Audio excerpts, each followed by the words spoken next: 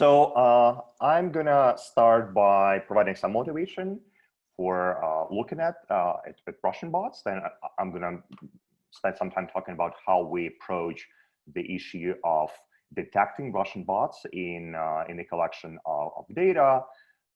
Then I'm gonna discuss the issue of like what those bots are and whether all the Russian bots are pro-Kremlin bots or not, and how we approach this issue. And finally, I'll present some recent results on how Russian pro-Kremlin bots might be used to fight Russian domestic opposition. So let me start by defining what I mean by Twitter bot. So a Twitter bot is just a computer program, a piece of software that controls a Twitter account and can autonomously perform actions like tweeting, retweeting, liking in a pre-programmed way. So the key issue here is that a bot is not a human being, right? There is a lot of discussion and a lot of research related to social media trolls who might be human beings employed by the government or not the government, and who would engage in like a whole bunch of activities on social media. So the difference here is that a bot is not a human being. It's a computer program. And most of the activity we see from Twitter bots is automatic. Denise, I don't think we can see your slides if you're trying to switch to the next. We can only see your first slide.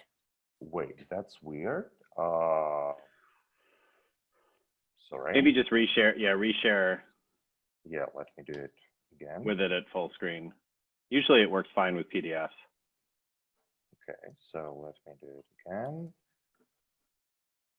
Let me maybe try to share the whole screen.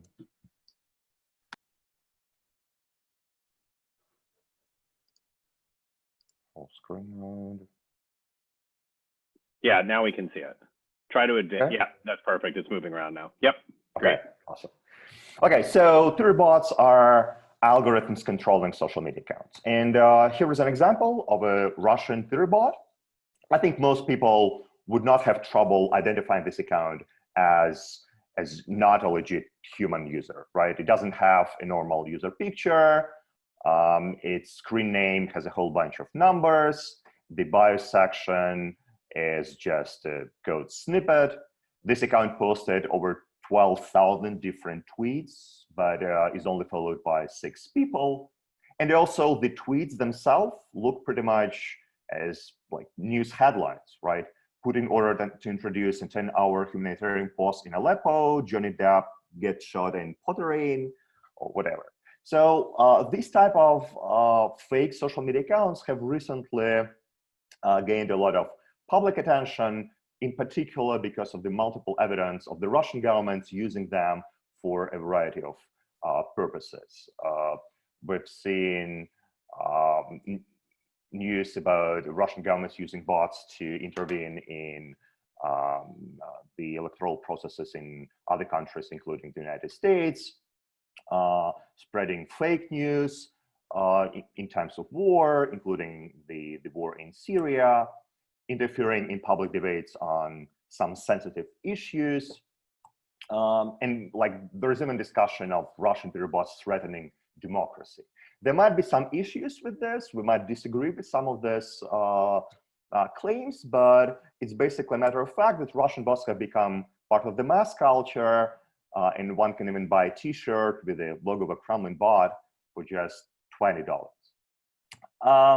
But academically, there is also a lot of attention to this issue, especially in the field of political science, due to a lot of evidence of different non-democratic governments using bots to spread discord or distrust in other political systems, or on the other hand, disseminate positive sentiment towards the non-democratic regime itself. And this broad literature fits into the area of studying online censorship in non-democratic settings that has shown how a variety of digital tools can be used to deter people from consuming and disseminating off-limits information, especially when that information relates to collective action. But big part of this research on online censorship has been done in China and relates to the activities of the Chinese government. And there is sort of limited research on how exactly Russia uses these tools, both domestically and internationally. But we do have evidence that this type of digital tools, bots, are important in the Russian context.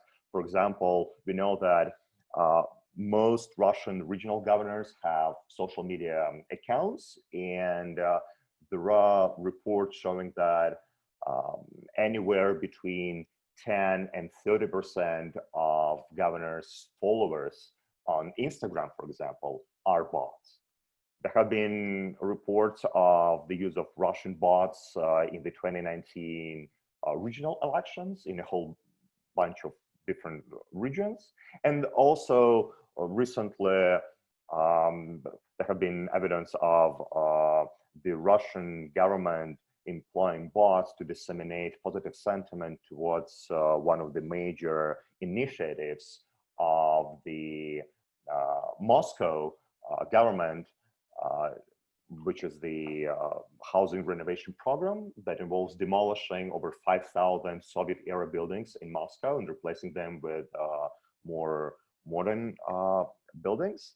And this reform has sparked a lot of controversy in Moscow, so bots were employed to disseminate positive sentiment to However, all these examples are just anecdotes, and there have been not many attempts to analyze bots in a more systematic fashion. So in order to answer the question of how bots are used more systematically, we need to develop some tools to identify bots in a systematic fashion, and this is something I'd like to talk about in the next couple of minutes. So we started, as Josh mentioned, maybe 6 years ago or 5 years ago, in early 2014, by collecting a large collection of social media data focusing on Twitter. So we collected data from February 2014 to late 2018 using a set of keywords and hashtags and search words related to different aspects of Russian politics. Some of these keywords were pretty generic. They included politicians' last names like Putin, Medvedev, or general terms like opposition, government, Kremlin. Other keywords were explicitly pro-regime, like, for example, Maidan, a derogatory term referring to the Maidan protests in Ukraine, or direct line with Vladimir Putin. Others were anti-regime, like Putin thief, Putin killer, and stuff like this. And we ended up with a collection of over 25 million tweets posted by around 1.5 million Russian language Twitter users. And then we used this collection of Twitter data to develop a bot detection tool. So let me walk you through like the whole process of building the architecture for detecting bots. It's not going to be technical, but I hope to give you like a broad idea. So we started by collecting tweets and aggregating them at an account level. So every bird here that is a symbol of Twitter represents a Twitter account, not a single tweet. Then we randomly selected a subset of these Twitter accounts and recruited a group of human coders to manually annotate these accounts. So every account was annotated by at least 5 human coders recruited in Moscow. All these coders were undergraduates in social sciences from the High School of Economics. And every coder assigned basically a label to every account, whether they think this account is a human being or a bot. And then we used a variety of machine learning and data science tools to scale up this process of human coding and applied this technology to the whole collection. So we were able to manually annotate around 3,000 accounts, and then using the machine learning technology, scaled up this process and labeled all 1.5 million Twitter accounts. And there is, of course, no magic in this machine learning tool. The basic idea is that we have human annotations that shows whether an account is a human being or a bot, and we can use the collected data to identify different meaningful features that might be informative for separating bots and humans. And then we use a variety of statistical and machine learning techniques to basically find patterns in those features that distinguish humans from bots. And that's how the automation works. We basically identify informative features, and we apply these rules to the whole collection that gives us predictions about the type of account we are dealing with. What's interesting that this algorithm also gives us some understanding of what kind of features are especially indicative and informative about bots. So here is a table that shows 15 most informative features for distinguishing bots from humans. The higher the feature is in the table, the more informative this feature is. And the last column shows whether bots have higher values of these features, which is denoted with the plus, or lower values of these features. And many of these features are actually pretty intuitive. So we would indeed expect bots not to use geotagged tweets, because bots don't want to be tracked, whereas humans often geotag their tweets. We might expect bots to retweet more often than humans, just because bots are automatic accounts, and it's easier to retweet something automatically than automatically produce an original tweet. But what's interesting here is that most of the features are not something our human coders would actually see when labeling accounts. So most of the features that are indicative of bots are related to the platform or device used for tweeting. And as you can see, in most cases, the plus signs are related to online platforms for tweeting, like the tweet button, which is a special feature, online feature for posting tweets, or Twitter for websites, whereas the minus signs refer to mobile devices, which makes a lot of sense, right? Humans often would use their mobile phones to post a tweet, whereas it's much harder to develop a bot account that would make use of a mobile device. So like this, this list of features actually gives us some good intuition about what bots are able to do versus what their limitations are. But what's even more interesting is the actual result of applying the bot detection technology to the collection of accounts. So this is a graph that shows the dynamics of the proportion of bots among all tweeting accounts that tweeted on a given day from early 2014 until late 2017. So the horizontal line is time.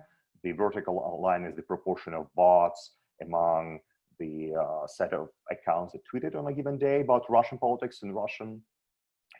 And the first thing that you might notice here are two discontinuities in 2014. So the first discontinuity happened on the 25th of February of 2014, when the Ukrainian government dissolved the Ukrainian Special Police Forces, and most accounts that were identified as bots were tweeting about this decision of the Ukrainian government. And the other discontinuity happened on the 5th of September, when the representatives of Russia, Ukraine, and two proto-states in eastern Ukraine, the Donetsk and Luhansk People's Republics, signed an agreement to hold the war in eastern Ukraine. So these are not the type of events that we would expect normal humans to tweet about. And the fact that we see this dramatic increase in the number of accounts tweeting about these things on these 2 days actually gives us some additional evidence of the validity of our predictions. But what's also noticeable on this graph is that throughout the whole period from early 2014 to late 2017, over half of the accounts that were tweeting about Russian politics in Russian were bots. And on some days in early 2015, you can see that the proportion of bots went up to 80%. So 80% of accounts tweeting about Russian politics in Russian in maybe March 2015 were bots, right? So basically the Russian political Twitter sphere was swamped with bot activity. However, actually surprisingly, we didn't expect this when we started the project. Not all of these bot accounts were pro-regime, pro-Kremlin. Pretty quickly, we realized that some of these accounts were promoting anti-regime content. So we realized that it is not correct to study the activity of Russian Twitter bots by just assuming that all of them are pro-regime. So we needed to develop some tools to also separate accounts with different political orientations. So separate pro-regime accounts that might be related to the activities of the government or pro-regime elites from those working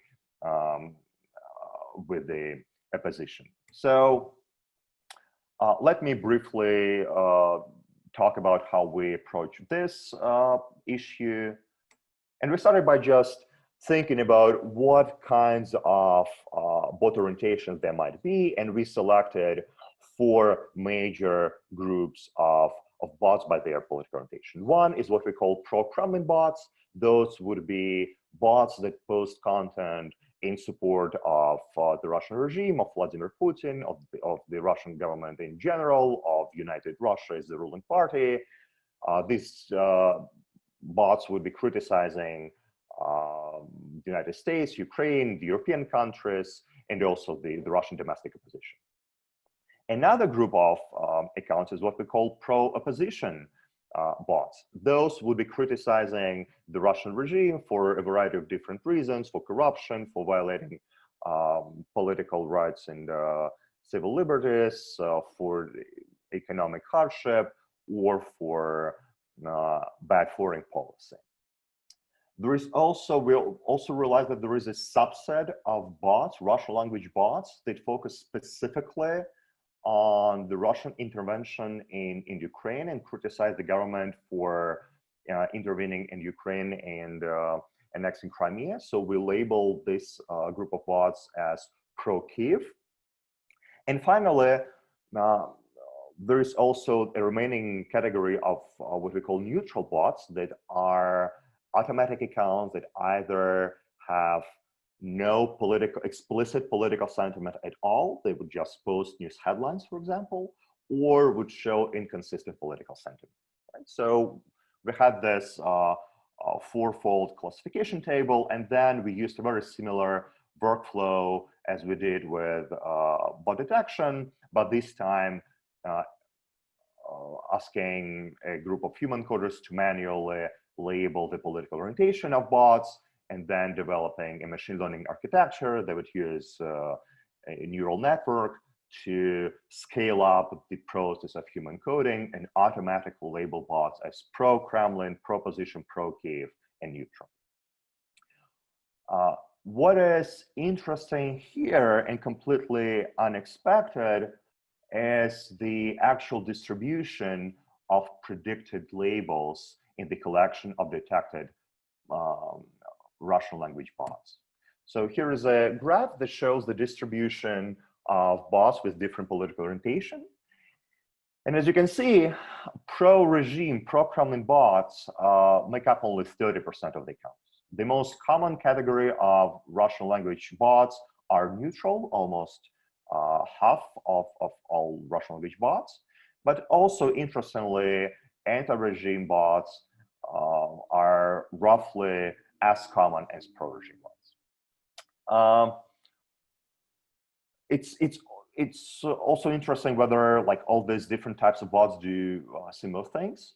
So we looked at what kind of activities these bots are involved with. So here's a table where every row corresponds to bots of different political orientation, and columns represent different types of activities. So mentions would be the percentage of tweets that mention some other Twitter user. The hashtags column is the percentage of tweets that, the percentage of bots that that post tweets with hashtags.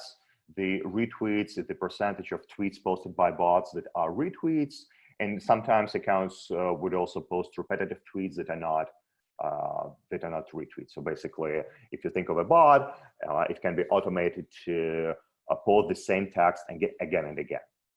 And as you can see, retweeting and posting repetitive tweets is what most bots would engage in. So in total, I would say pro-Kremlin and anti-Kremlin bots mostly either retweet or post repetitive tweets. The neutral category here is slightly different. And I'll be happy to talk more about this in the Q&A session. It seems like the neutral bots are often automated accounts created by mass media or some other organizations to promote their content and their services and their goods. And their activity is typically unrelated to Russian politics. But as political scientists, we were mostly interested in what pro-Kremlin or anti-Kremlin bots do. So we focused on the activity of these political bots. And I would want to show you some most recent results we got on the use of pro-Kremlin bots to fight Russian domestic opposition. So our research question here is basically to reverse engineer the use of automated social media accounts in regimes like Russia in order to understand how this social media bots can be used as yet another tool to fight domestic opposition. And when we think about fighting domestic opposition, we think about two major types of opposition activity. One is what we call offline protests. These are street protests organized by opposition. And the other type of activity is what we call the online opposition activity, which could involve a large type of activities like posting something online or tweeting something or launching a campaign on YouTube or anything else. But in this project, we focus on a very special subset of online activities, which is activity on the Twitter platform. So when we think about how bots could be used in this context of fighting domestic opposition, you can think of bots as either a tool to demobilize people and demotivate them from joining offline protests. And we call this perspective the offline demobilization perspective. So bots, from this perspective, bots would be activated either right before or during political protests, and they would engage in a variety of activities to basically dissuade people from going to the street. Another perspective, that what we call the online agenda control perspective, that bots are digital tools employed to control what people talk about online. And from this perspective, we might expect bots to be activated right after a position would try to take the online agenda under its control. So whenever we see a spike in the online opposition activity, we might expect bots to get activated. And both of these theoretical perspectives allow us to think of bots as tools that are employed to affect the cost-benefit analysis of a potential protest or opposition supporter. So bots could be employed to increase some of the costs related to supporting a position. For example, they could act as flooding tools by just swamping the Twitter feeds of potential opposition supporters with irrelevant information or anti-opposition information, thus making it harder for people to actually keep track of what opposition is doing and staying informed about the activities of opposition. So actually, there is evidence of this type of activity coming from China, and we follow our colleague from UCSD, Molly Roberts, in calling this type of strategy as flooding. There's also another strategy that bots could get involved with that we call cheerleading, following a seminal paper by our colleagues who studied this type of activity in China, looking at human trolls. So the cheerleading idea is to disseminate positive sentiment towards the regime, to make people think the regime is strong and popular, and other social media users support the Russian government.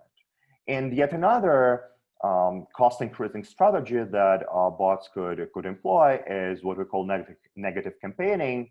Here, bots would post negative content about opposition activists, opposition leaders. They would harass, criticize, and even directly threaten potential opposition supporters.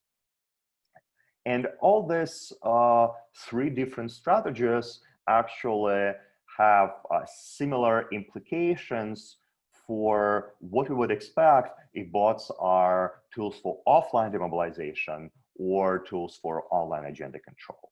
So the flooding strategy would imply that the number of tweets posted by bots would go up, either during street protest or following spikes in online opposition activity. We would also expect that the diversity of retweets would go up. The cheerleading strategy would imply that the number of tweets about Vladimir Putin would increase. And of course, since we're talking about pro-regime bots, we would expect these tweets to be pro-Putin. Whereas the negative campaigning strategy would imply that the number of tweets, negative tweets about Alexei Navalny, Russian opposition leader, would go up again during street protests or following spikes in the online opposition activity. So to summarize our theoretical expectations, here's a table. The two columns here represent two theoretical frameworks or two hypotheses we are trying to test in our recent paper: the offline demobilization and online agenda control. The four strategies represent four observable implications, and the predictions are the same. We expect the number of tweets, the diversity of retweets, the number of tweets about Vladimir Putin, and the number of negative tweets about Alexei Navalny to go up. But we make different predictions in terms of the timing of these increases. So the offline demobilization hypothesis expects these increases to happen on days when street protests happen, whereas the online agenda control predicts this to happen right after spikes in the online opposition activity. We focus on 1,500 detected pro-Kremlin bots that stayed active between February 2015 and December 2018 and posted over 1 million tweets in total. We focus on 27 largest protests in Russia in the same period of time. and we define a large protest as a protest with at least 1,000 participants. We use this data to test the offline demobilization hypothesis, and the online agenda control hypothesis uses 15 major opposition leaders, activists, and mass media accounts, and we basically use like a moving window, a moving median to identify days when the number of tweets posted by these 15 accounts is at least 5 times larger than the median for two weeks, right? So we're basically trying to control the overall trend in the activity of opposition members online, and identify days when the activity of leaders spikes. To systematically analyze the behavior of bots on days with street protest or spikes of online opposition activity with other days, we basically compare how many tweets or retweets of different types of either pro-Putin or anti-Navalny or in general, a given bot posted on days of interest versus all other days that didn't have a street protest or didn't have a spike in online opposition activity. We also consider days right prior to protest. This is something we call lag protest. And finally, we also look at what we call placebo days, that are just randomly selected days with no actual spike in opposition activity or no street protest.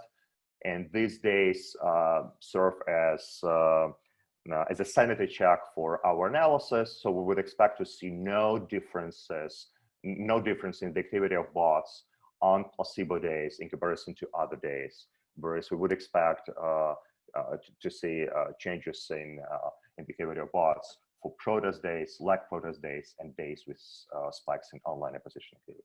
So for those of you who are interested in the mathematical details, we're basically estimating a varying slope, varying intercept hierarchical binomial regression with time fixed effects. So this is what we get as our result. So the horizontal axis shows the change in the number of tweets posted by a single bot account on a given type of day. The vertical axis shows different types of days. So the last row are 10 placebo days. And as you can see, basically, bots do not have like any change in the number of tweets they posted on these placebo days in comparison to other days. So this is exactly what we would expect from a placebo day. However, on days with the protest and on days following spikes in the online opposition activity, we do see an increase in the number of tweets posted by bots. What's interesting here, and actually not something we would expect from the very beginning, is that this increase is basically 3 times larger for days with online spikes rather than the days of street protests. So the effect is much more pronounced for days with spikes in the online opposition activity rather than days with offline protests.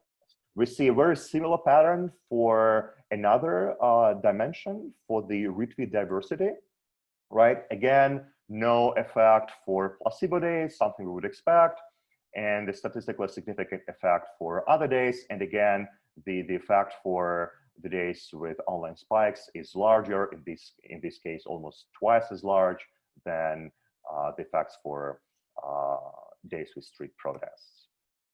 The results are even more surprising for the cheerleading dimension.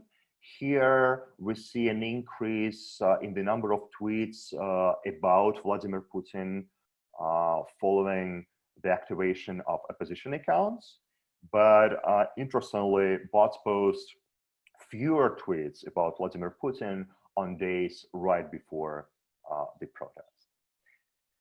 The only dimension where we see a stronger effect for street protest in comparison to the online spikes is the negative campaigning dimension. So as you can see, there is just a tiny increase in the number of tweets mentioning Alexei Navalny on days of street protest and a couple of days before that. But the increase is basically nothing, but still statistically significant for days following the activation of the spikes in opposition in proposition accounts. So just to summarize, what we find here is that bots are extremely common on Twitter in Russia, but contrary to the common wisdom, pro-government, pro-Kremlin bots are not the only or the dominant type of automated accounts that operate in the Russian political Twitter sphere.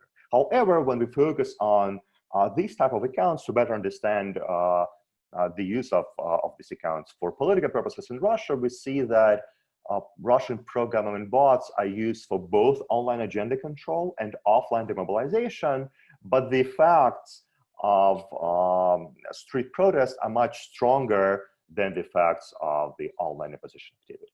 So in the future, we expect to also analyze how this pro-Kremlin bots might interact with pro-opposition bots, and what the potential strategies that pro-opposition bots employ to fight Russian pro-government bots are, but this is still area for future research.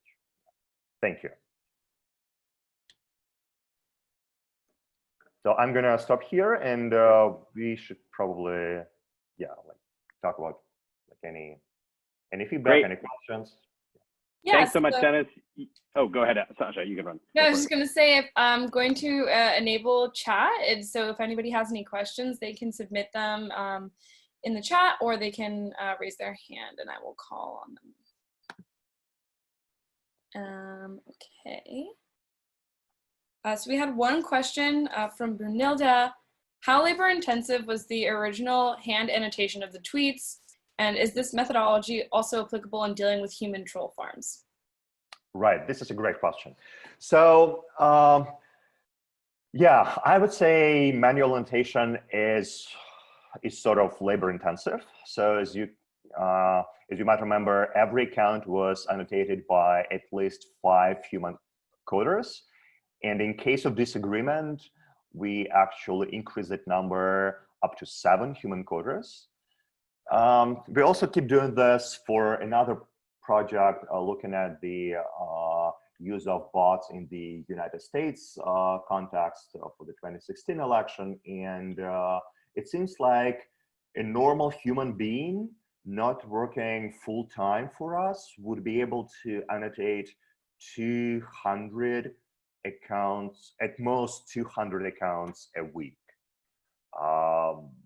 I think for the Russian project I was talking about today, it was around 100 accounts a week, right? And we've ended up annotating 3,000 accounts. So it took us maybe a year, just because there's also a training process when you need to explain human coders what we mean by Twitter bot, give them some time to adjust to separating like humans from bots, have like common discussion to help exchange ideas. So it is sort of labor intensive. And I would say if you're thinking about something similar, you should plan on spending at least half a year on building a training set, but more realistically, it should be around a year. In terms of applicability to detect and troll farms, it's a really good question, and I would say it's much harder to annotate human trolls. So actually, and Josh, please correct me if I'm wrong, Originally, we wanted to study trolls, but we just started with bots because we thought that would be much easier, right? Because like bots are automated accounts, and you can sort of imagine how you would distinguish an automated account from a human being. Whereas with trolls, it really depends on how you define a troll. If you define a troll as a human being paid by the government to do something online, it's really hard to think about how would you know that someone is like gets money for the activity. If you define a troll as just an account that sort of engages in a provocative activity, that's like a different issue, and you could probably do this. But in our concept, trolls are people employed by the government for specific actions, and then asking humans to manually label those accounts is really challenging, and we have not attempted that. So whenever we studied trolls, we would rely on some release data, like for example, Twitter would sometimes release data on trolls they identified using their technologies, and we would use those accounts to study the behavior of bots. But I don't think it's feasible to do this with human annotation. And by the way, we also have I think at least two co-authors here. Josh is here, and I think Sergey is here. So if you guys want to add something, feel free to jump in. And, yeah, I'll just say we originally, just on that last point, one of the reasons we started with bots is that we thought they would be easier for the machine learning models to identify, because we thought they would be tweeting lots of times, or they would have, we used a lot of techniques in the beginning about looking at the interval before tweets. We thought because they were automated, they would leave behind more detectable signals. And we were at this for a couple of years before Twitter started releasing these collections of troll accounts. And some of you have seen the presentations we've done previously at the Jordan Center on the research that's been done by the SMAP Lab, but also other groups at Clemson and groups at the University of Washington. We had one of the New York City Russia public policy events here about what all these different groups had learned about Russian troll behavior. And what I think basically turns out to happen is that the way Twitter doesn't publicly release how they identify these troll farm accounts, precisely because it's an adversarial reaction and adversarial relationship, and they don't want the trolls to know what the methods they use to find them. But I think essentially what they're doing is networks. So they're looking at coordinated behavior over time across these lots of different accounts.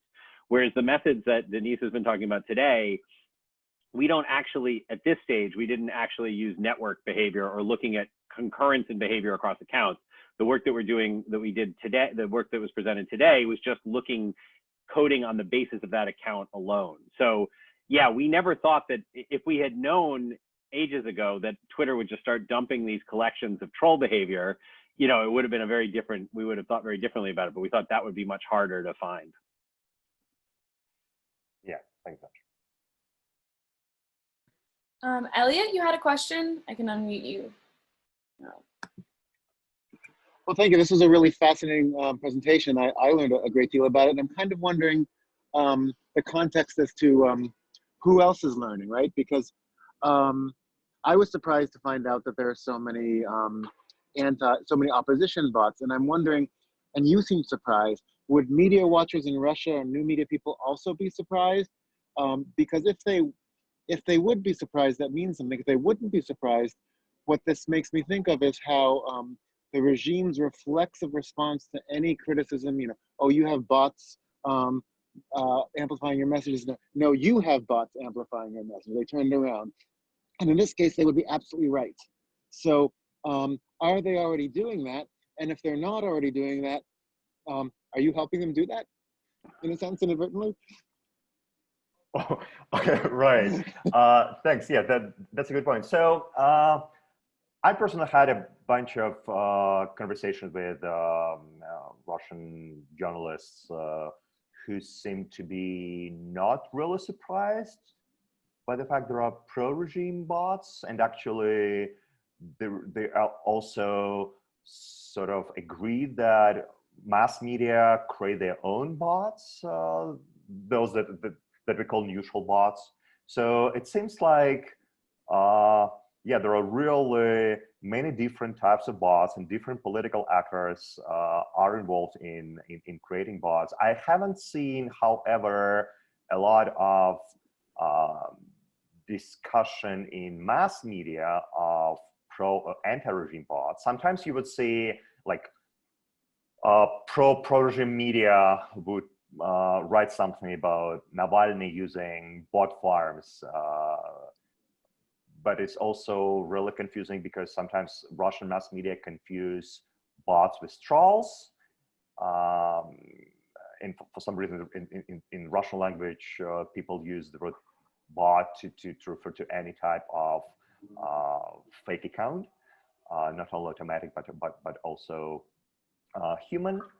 But I haven't seen like a great deal of discussion of this in mass media, partly maybe because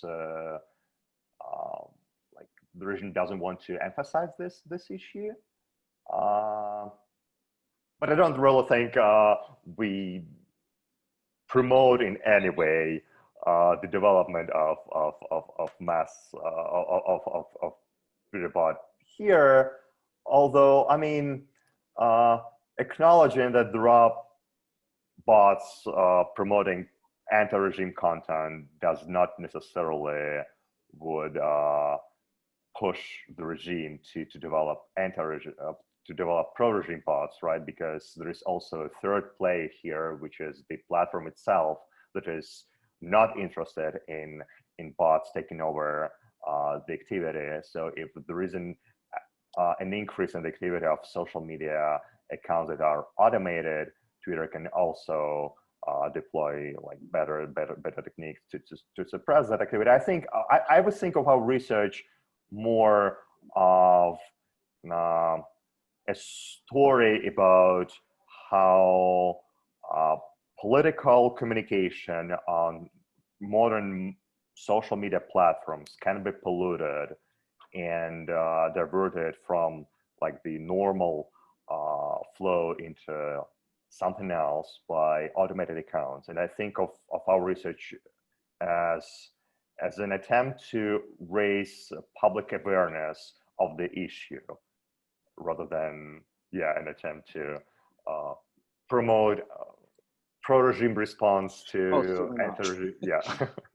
I wasn't actually accusing you of that. I was just sort of pointing out a possible collateral damage. I mean, and to follow up, I'm curious as to who would possibly be the people making these opposition bots, because again, I'm imagining a pro-Kremlin narrative which simply says it's the State Department in Ukraine. Right. Yeah, I mean, like it's not really hard to develop a Twitter bot, right? You don't need to hire a whole bunch of people. You don't need to pay them. You just need one programmer who can write a script and deploy thousands of accounts, basically in no time. So it's so easy, unless you want to make really sophisticated bots. That's not easy. But if you're doing something like really trivial, like the account I showed you in the very beginning, the Yermolai bot that doesn't even like pretend to be a human being, right? That's super trivial, and like any person with good programming skills who is supporting Russian position could deploy an army of bots, right? So there might be many different independent players here. Thank you. That was really great. Maybe I will jump in quickly on that.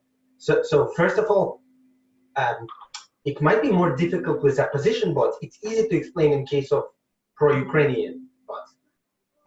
Ukrainian government explicitly called for people in Ukraine to sort of stand up a defense against Russian information warfare in various ways.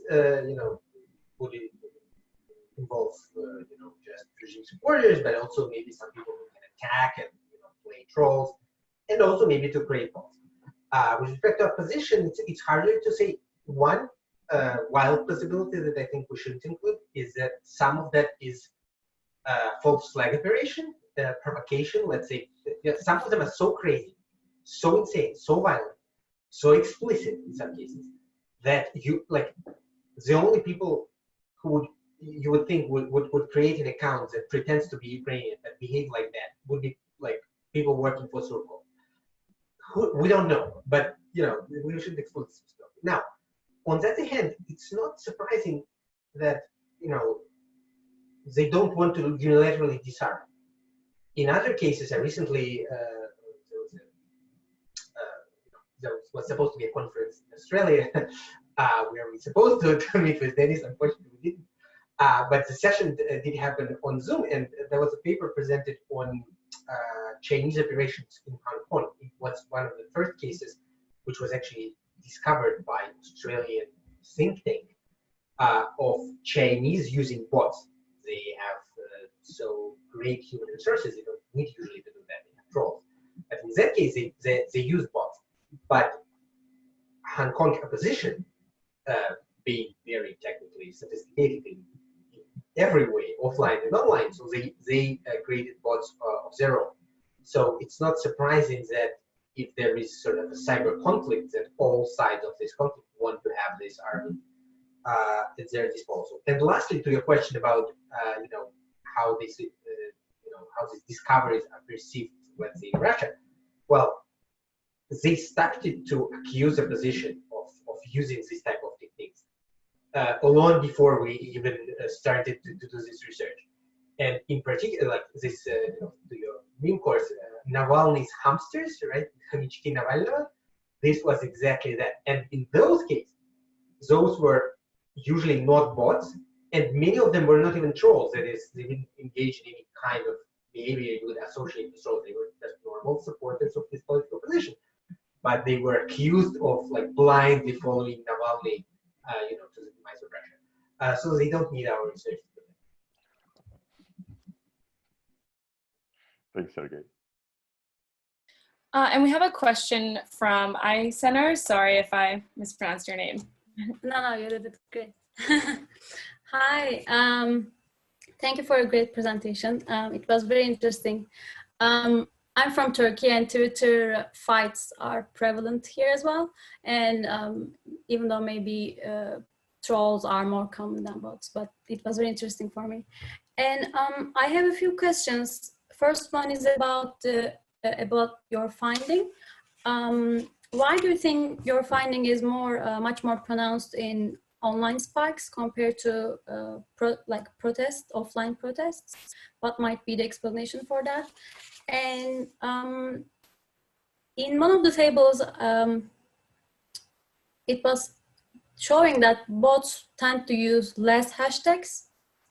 I find it interesting because I would expect them to use more hashtags to reach more people to convince them. About the finding that half of the accounts tweeting about Russian politics is bots. This might be, I thought this might be an overestimation because of the disguised political talk within the users, Twitter users, like with just a few words or just images, memes, or like more context. Talks that doesn't use the words specifically, but talks about events. And about the inconsistent, like bots that are natural or that have inconsistent political tweets. I was wondering, like, who creates them and why? Like, what's the function of them? And thank you very much again. Yeah.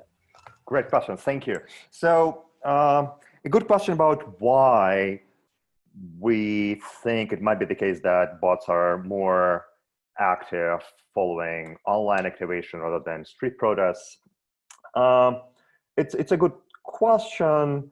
I would say, and Sergey and Josh, please jump in if you have other opinions you want to add to this. I was saying, like when it comes to street protests, the regime has so many different tools to counteract street protests, right? They can use actual like physical or legal constraints to prevent people from coming to the streets, whereas like bots are digital technologies, And it sort of makes sense that digital technologists would be primarily responsible for addressing digital phenomena, like phenomena that happen online, right? Like whenever you see an online activity spike, it's sort of, okay, it happened somewhere in the cyberspace, so we can deploy the cyber technologies like bots. Whereas when we see people coming to the streets, like there are many more opportunities, and maybe bots are not even the most effective way to counteract street protests, right? Like because people might coordinate not only on social media, they can use other technologies, and then bots are not really effective. So I think there is like this component of like division of labor between bots and other tools when it comes to offline protest, and focus of bots on online activities when it comes to like cyberspace. A really good point about hashtags. Indeed, using hashtags is one of the major ways bots might engage with people. Like one of the ways bots might try to get visibility from human users, right? They might tweet it, they might post a tweet with the hashtag, and then anyone searching for tweets related to particular hashtags would see these tweets posted by bots. However, there are also other techniques for bots to get visibility, and in the Russian context, we see that most of the tweets posted by bots are retweets. So they tend to retweet like a specific set of accounts. Sometimes those accounts are mass media accounts. Sometimes they are some pro-regime activists. And yeah, like in our collection, it just turned out that bots are not as active in tweeting with hashtags as human, which is not necessarily something we would expect from the very beginning. I totally get your confusion about it. And so the neutral accounts, that's a very good question. And we had a lot of discussion within our team trying to figure out like what those accounts might be. And one of the easiest explanations, so many of those accounts would be bots posting news headlines only. Sometimes they would post news headlines with a link to the regional news on mass media websites. Sometimes they would post news headlines without any links. And after talking to some journalists, we sort of, I think, figure out that those bots are typically deployed by mass media accounts to promote their content in search rankings. Like whenever you search for some information, right, for some news, either on Google or Yandex or something else, you would see some of the most like relevant headlines, and apparently mass media might try to use bots to promote their own content in those search engine rankings. So yeah, did I answer all questions? Did I miss something? Sorry if I did. About the half of the political talk being produced by bots. Or do you think like do you think you miss some of the political talk by the users that don't use the words specifically, but like still engages in political talk in social media, in Twitter? Yeah, that's a good point. But I should also say that we definitely missed some of the bots. So I would think of the numbers I showed you as an underestimation of the extent of the activity of bots, just because the tools that the tool that we developed was focused on maximizing precision, which means we wanted to make sure every account we claim to be bot is definitely a bot. So we were fine with missing some of the most confusing bots. Just wanted to we wanted to be conservative here. And so we know that our technology is really good in the sense that whenever it predicts that an account is a bot, we're almost completely sure that's a bot. But we also know that we do miss some of the most sophisticated bots. So I would say those numbers are an underestimate rather than overestimate of the proportion of bots. But you're right, we might have sort of missed some of the tweets, but as I said in the beginning, we use a large set of very general terms related to like a variety of different aspects of Russian politics. I mean, there definitely are some issues on the political agenda that are not in our list of keywords for searching for data, but I would say we still cover the major part of Russian political discussion online. Yeah, so I wouldn't worry too much about missing some of the political discussion. I'm more worried actually about how much higher the actual proportion of bots is in comparison to our estimates, which is something we're working on at the moment. So at the moment, we're working on a project about the use of bots in the US context, and there we're trying to maximize both precision and recall. So we want to make sure every time we predict an account to be bot, it is a bot, but we also want to be really good in capturing the most sophisticated bots. So we're trying to improve our technology. We'll see how far we get with this. Yeah, I was just going to add on a similar point, like that this was not the result about how many of the accounts were bots is not just a function of the machine learning. It's not something that happened in the translation from our data to the larger. When we would pick random accounts, we would just for hand coding, we were getting huge proportions of them as bots. And in fact, it was a funny process because in the beginning, we started off with a totally different method other than using selecting random accounts, because we thought if we selected random accounts, we wouldn't find that many bots. So first we tried to find some features that would predict bots, and then we selected accounts with those features.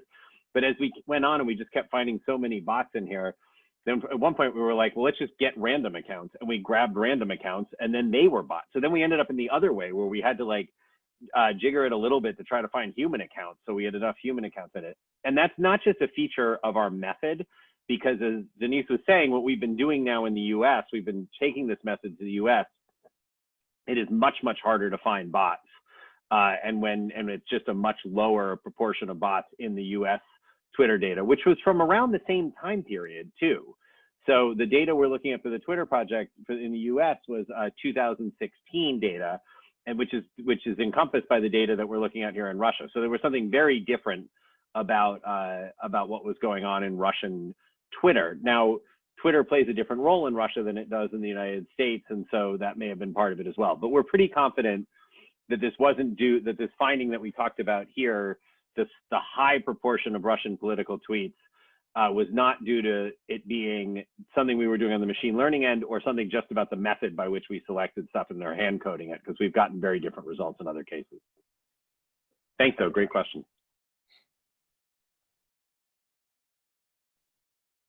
And do we have any more questions from anyone?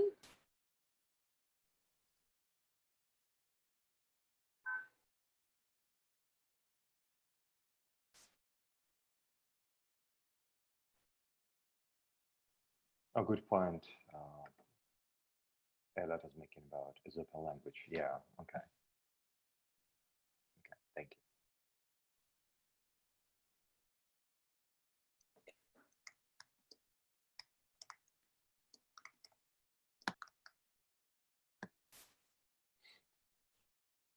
If we don't have any more questions, or unless you want to respond to Elliot's comment, Denis, we can wrap it up.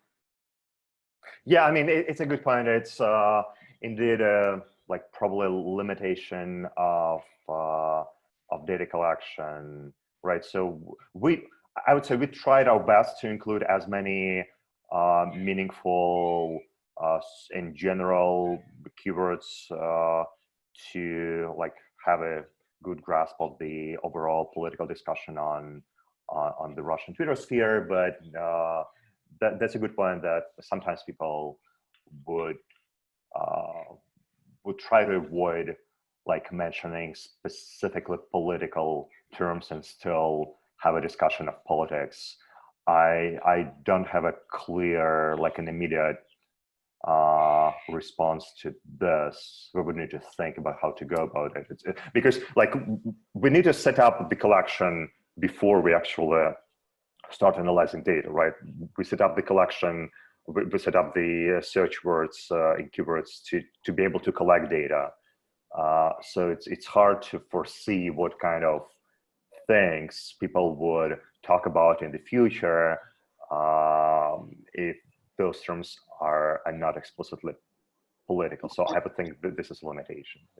I wonder if there's already work in that general vein done with Chinese material, because on the Chinese internet, they so frequently just use a word that sounds like the other word I see.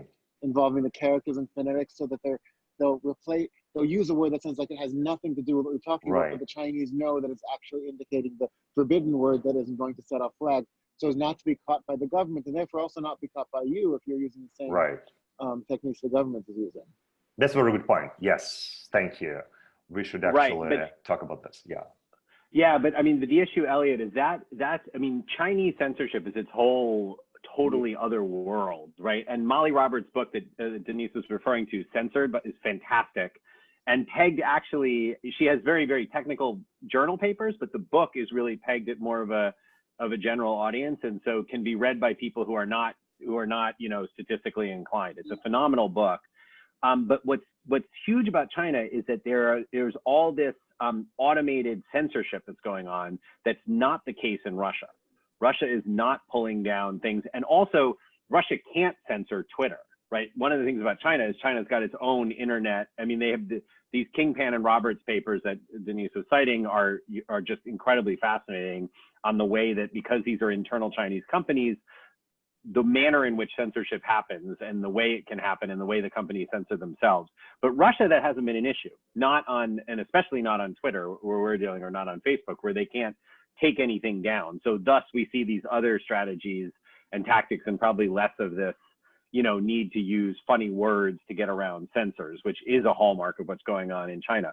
The interesting thing here is that, I mean, I actually have the opposite from Aysen, or your point. Like, I have the opposite concern that we just have like too much non-politics stuff in here, because Sochi was one of our keywords, and so we probably have lots of stuff about the Olympics that have nothing to do with, you know, with politics. But the cool thing is we now at the Center at the SMAP Lab, we now have access to what's called the Decahose, which is throughout the whole time of this project, as Denis was saying, we had to specify the keywords, and then we got tweets that contain those words.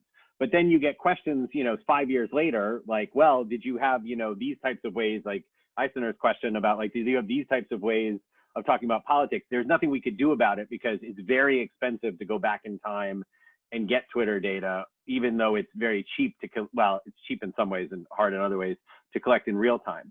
But now, as of 2 months ago, at the SMAP Lab, we now have something called the Decahose, which is we get just 1 out of every 10 tweets. So we get 10% of all tweets. So that now gives us the ability for the first time to answer these kinds of questions and do these kinds of studies, which is to go back and say, okay, well, what if we had collected the data differently?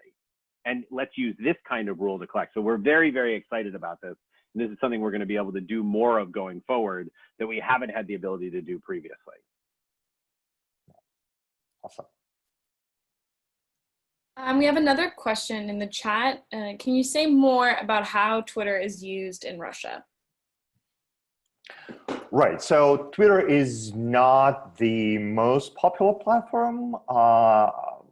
VK, Vkontakte, is the most. I think it's either the most or among 2 most popular platforms. People also use Classmates, Odnoklassniki, and Facebook. So Twitter still is pretty actively used among like anti-regime leaning people, I would say, and it is definitely used for coordinating activities by a position, like whenever people organizing something on the streets, they could use Twitter in addition to other social media platforms. So one of the main reasons why we did this research on Twitter is first because it's really easy to automate the behavior on Twitter. So it's sort of easy to deploy a bot on Twitter, whereas with Facebook, it's more complicated because like there are many, like typically we would know much more about a Twitter user on Facebook than we know about it. We would know much more about the social media user on Facebook than we know about social media user on Twitter. Typically, people on Facebook share much more information with others. Whereas on Twitter, sometimes people are much more like anonymous than in other social media platforms. Also, it's really hard to study Facebook today, just because basically the data is not available. And like one of the main reasons why we started with Twitter is because this data is actually available for researchers. We could do something on VK in the future, and like at different points in time, we actually talked about this. And I personally wrote our package to automate extracting data from VK in order to like study political discussions on this social media platform in Russia. But the issue of developing a bot, like bots on VK would be really different from bots on Twitter, just because VK is a really different platform. So we would need to develop yet another technology to automatically detect VK bots, which is like a separate issue. So although I hope we're gonna get to VK at some point in the future, we haven't done that research. Although we do understand that it would be really interesting and important to understand how this type of fake accounts like bots or trolls are employed on VK.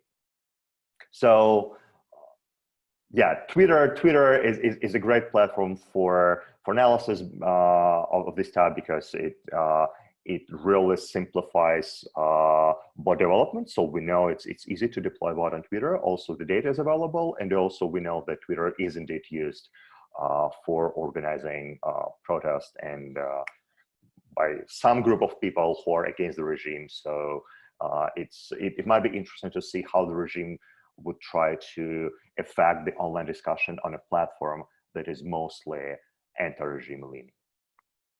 That's the bottom line of my response.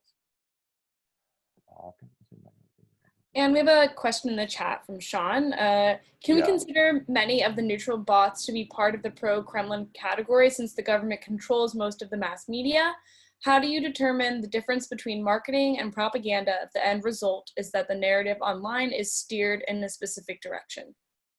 Yeah, it's a very good point. One could argue that mass media, pro-regime mass media, is part of the overall system of censorship and agenda control in the Russian political public sphere. So the reason why we didn't use neutral bots for studying pro-regime bot activity is because we wanted to be really conservative. So our pro-Kremlin bots are automated accounts that explicitly promote pro-regime content, and we just wanted to avoid the criticism of claiming that everything is pro-Kremlin propaganda. But it's a good point that it would be interesting to see how our results hold if we extend the scope of and extend the definition of what pro-Kremlin is.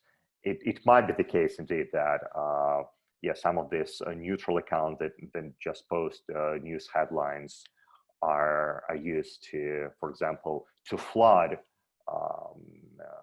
Twitter feeds with some apparently neutral content, but it might be indeed driving the online discussion into some other directions. So how do you determine the difference between marketing and propaganda? Yeah, I mean, during the manual coding process, we also had a separate category of spam. So we had a bunch of like bot subcategories, a bunch of human subcategories, and also a separate category of spam accounts. And we defined spam accounts as automated Twitter accounts that would promote non-political content, like some goods and services by some private companies, for example, or overall any non-political content, but still using political hashtags, for example, which turned out to be somewhat common in the Russian language Twitter sphere. So our definition of a political bot is an account that promotes some political content, whereas spam would be an automated account that promotes commercial goods. And that's also the separation between marketing and propaganda, right? So we think of marketing as promotion of non-political goods and services, whereas propaganda would be anything related to political, to political content. And yeah, that's basically the way we distinguish between these two concepts.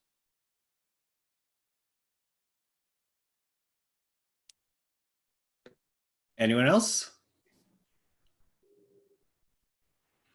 All right, well then join me in thanking, first of all, who I neglected to mention at the beginning of the talk, Sasha Spatalnik, who's the program admin at the Jordan Center, who makes all of this possible by setting all of these things up. Sasha, who's also become quite the pro at running Zoom-based seminars at this point. So thanks to Sasha for organizing this.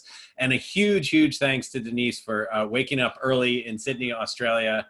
I said before at the beginning when we were first logging on, I think we've broken the record now for the earliest talk ever given at the Jordan Center, given that we never scheduled anything before 8 a.m. in person. So, you know, there are a lot of things that are really not great about the situation we find ourselves in, but for intellectual environment, it's kind of amazing that we're able to give these talks where people can attend from around the country, around the world, and we can have speakers from around the world. So, you know, we're limited only by time zones, and Denis has shown that even that is not a real burden. When there's a will, there's a way. So thanks very much. Thanks to all of you for joining us today. Elliot is up again 2 days, Friday at 2 o'clock, and we'll have Ann Lounsbury next week. Look for the announcements from the Jordan Center on social media and in your email box. If you're not already signed up yet, getting our emails, shoot an email to Sasha at our jordan.russia.center@nyu.edu email address. And we'll look forward to seeing you all at our next event. So those of you on the East Coast, go enjoy dinner. Thanks for sticking around with us later this afternoon. Thanks, Denise. Thank you so much for joining and for having me.